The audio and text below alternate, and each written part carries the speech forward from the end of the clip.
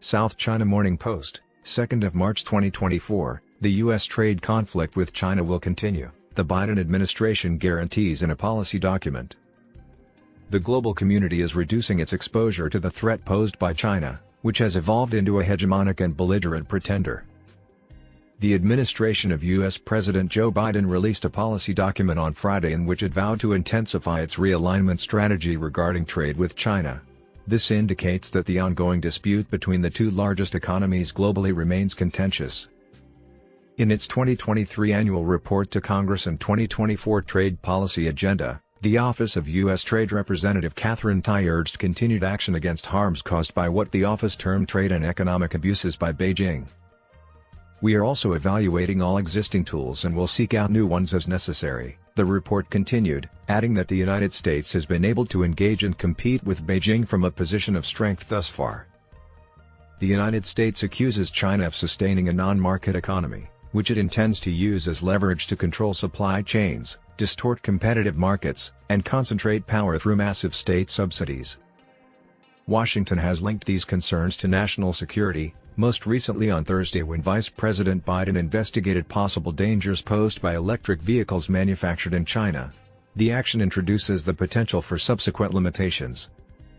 Washington has implemented several investment laws in recent years that provide tax exemptions and subsidies totaling billions of dollars.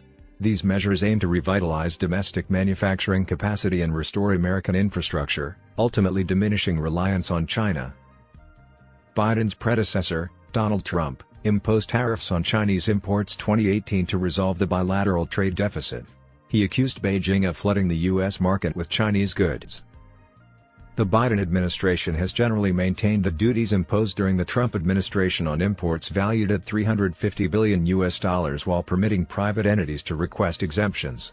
An evaluation of the policy's efficacy in stimulating domestic manufacturing, which commenced in 2022, is yet to be conducted. In a document released on Friday, the USTR stated that it would maintain a targeted process of tariff exclusions to ensure that our economic interests are served, and we will retain the option of conducting additional processes of tariff exclusions as necessary. The report surfaces as Biden readies himself for a rematch with Trump in the November presidential election. If re-elected, Trump has pledged to impose 60% or higher tariffs on Chinese imports and a uniform 10% on all other foreign products. While the United States continues to be a significant trading partner of China, it surpassed China as the primary source of commodities imported into the United States for the first time in 2 decades in 2023. Over 1/3 of U.S. imports continue to originate from Canada, Mexico, and China.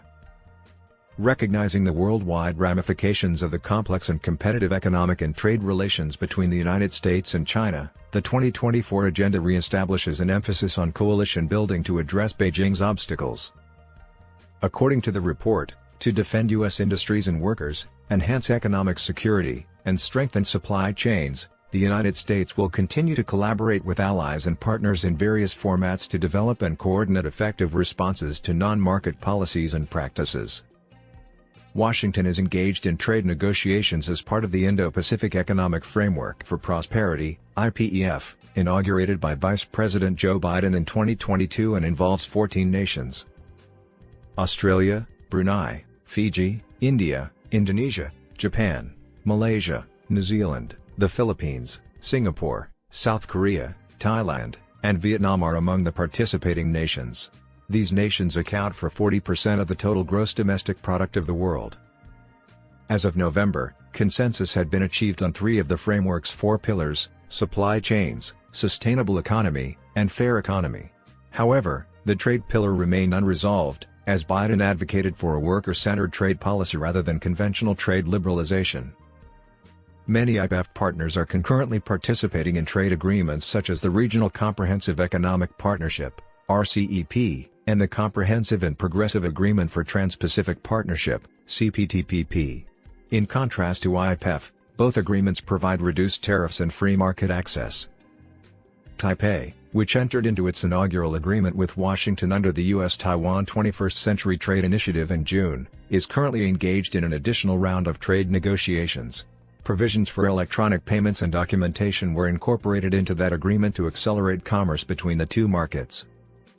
Notwithstanding Taipei's expressed desire to expand the Accord, free trade agreements have been categorically rejected by Washington. On Friday, while announcing Biden's new trade vision, Tai stated, "We are establishing new and innovative trade arrangements with our allies and partners, enforcing existing ones, and bringing more diverse voices to the table, to drive inclusive economic growth for more people across our society."